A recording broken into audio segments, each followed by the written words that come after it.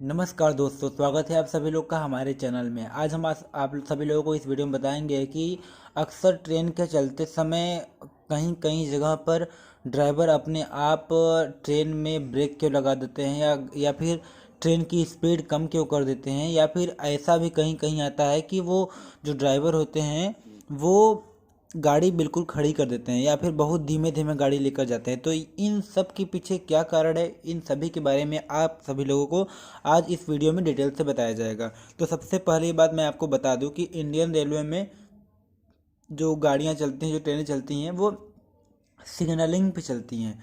Indian railway में 3 प्रकार के सिग्नल का मेनली यूज किया जाता है: रेड, येलो और ग्रीन। रेड का मतलब होता है अगर कोई ट्रेन किसी रेलवे लाइन पे चल रही है और उस रेलवे लाइन के जो बगल वाला, उस रेलवे लाइन के जो बाईं तरफ का जो सिग्नल होता है उसी को माना जाता है। कोई भी ट्रैक हो, किसी भी ट्रैक पे जब कोई ट्रेन चलती है तो आप देखते होंगे किसी स्टेशन पे एक से अधिक सिग्नल होते हैं। तो उनमें से किस सिग्नल का यूज किस ट्रेन के लिए किया जाता है, तो मैं आपको बता दूं कि जिस ट्रैक पे या जिस लाइन पे ट्रेन चलती है वो जिस दिशा में चल रही है अपने बाएं तरफ, जिस दिशा में चल रही हैं अपने बाएं तरफ का जो सिग्नल होता है उसी के आधार पर वो जो ट्रेन के ड्राइवर होते हैं वो लाल, पीला या फिर हरा सिग्नल को देखते हैं। तो जब कोई ड्राइवर किसी ट्रैक पे जब आगे चलते रहते हैं तो वो अपने बाएं तरफ के जो सिग्नल होता है उसमें देखते हैं। अगर रेड रहेगा, अगर रेड रहेगा तो इसका मतलब यह है कि उस सिग्नल जो जो जिस सिग्नल में रेड लिखा है उस सिग्नल को क्रॉस नहीं करना है, उस सिग्नल के पहले ही रुक जाना है।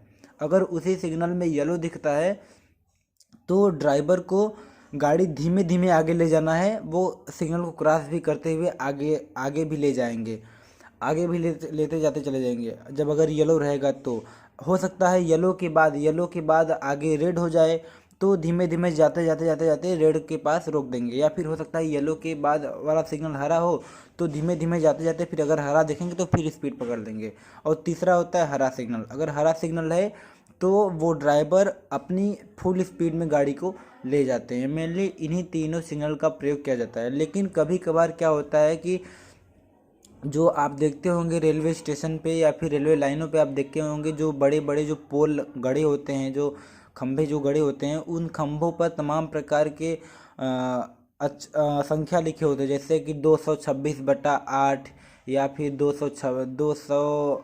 तो इन सब लिखा होता है। तो इन सब का भी एक कोडिंग सिस्टम होता है। तो उसके आधार पर भी ड्राइवर जो होता है, ड्राइवर को इसके बारे में एक शासन दिया जाता है। जब भी कोई ड्राइवर किसी एक स्टेशन से किसी दूसरे स्टेशन के बीच गाड़ी ले जाता है तो जिस स्टेशन से वो गाड़ी चलती है उस स्टेशन के स्टेशन मास्टर द्वारा एक शासन दिया जाता है। शासन का मतलब होता है एक सावधानी वाला एक पेज दिया जाता है जिसमें पूरा डिटेल लिखा होता है कि किस दो दूरी के बीच आपको स्पीड 50 किमी पर आवर ले जाना है, या फिर किन दो स्टेशनों के बीच आपको स्पीड 10 किमी पर आवर ले जाना है, या फिर किन दो दूरियों के बीच कोई काम चल रहा है तो वहाँ पर बिल्कुल धीमे ले चलना है। तो इन सभी का जो डिटेल होता है वो कासन में दिया गया होता है। जो कासन कैसा होता है मैं आपको इस चित्र में दिखा रहा हूँ, देखिए जैसे कि चित्र में दिख रहा है।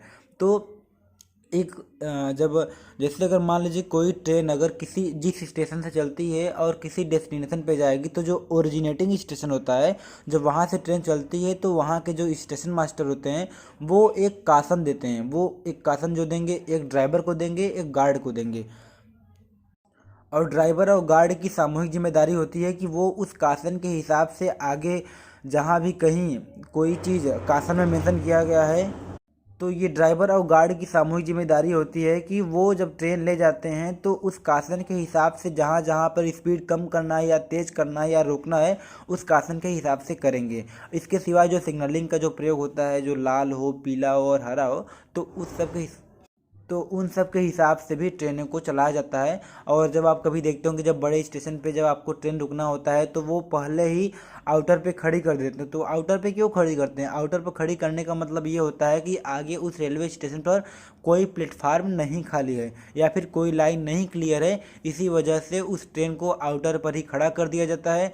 और फिर जब आगे आने वाले स्टेशन पर जब लाइन क्लियर हो जाता है या फिर प्लेटफार्म खाली हो जाता है तो फिर उस ट्रेन को धीमे धीमे करके वो अपने मेन प्लेटफार्म पे या स्टेशन पे ले लेते हैं। यही वजह है कि कभी कभी आउटर पर 1-1 घंटा ट्रेन खड़ी रहती है, क्योंकि आगे लाइन क्लियर नहीं होता है। और फिर इसके बाद जब आप देखते होंगे ठंडी के मौसम में ट्रेनें क्यों लेट होती हैं, तो इसका भी मेन वजह यही है कि धुंध के समय कोहरा अधिक होने की वजह से ट्रेनें अपनी फुल स्पीड में नहीं चल पाती हैं, क्योंकि आगे का जो सिग्नल होता है, वो दिखता नहीं, साफ नहीं दिखता है, तो इसीलिए फुल स्पीड में नहीं ले जा पाते हैं और बिल्कुल नॉर्मल स्पीड से ले जाते हैं, जिससे कि आसानी से जब सिग्नल दिखे तो सिग्नल के हिसाब से गाड़ी चलाते रहें। यही वजह है कि धुंध, कोहरा और ठंडी के समय गाड़ियाँ बहुत लेट होती है। हालांकि इसके लिए भी काम किया जा रहा है। इसके सिवाय बरसात के दिनों में भी ट्रेनों को बहुत अधिक स्पीड से कभी कहीं कहीं जगहों पर नहीं चलाया जाता है, क्योंकि कहीं कहीं पर बहुत अधिक बरसात हो जाने की वजह से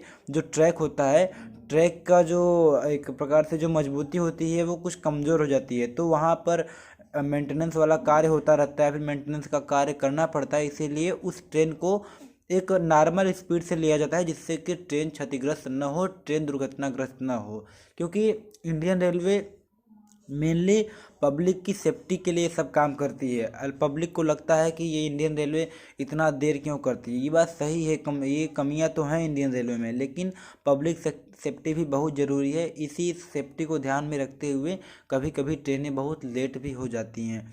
तो उम्मीद करते हैं कि आपको ये वीडियो पसंद आया होगा। वीडियो को लाइक करिएगा, चैनल को सब्सक्राइब करिएगा और इस वीडियो को आगे भी शेयर करिएगा, जिससे कि ये वीडियो और सभी लोग देख सकें और सभी को जानकारी हो सके। मिलते हैं किसी नेक्स्ट वीडियो में, तब तक के लिए जय हिंद, धन्यवाद।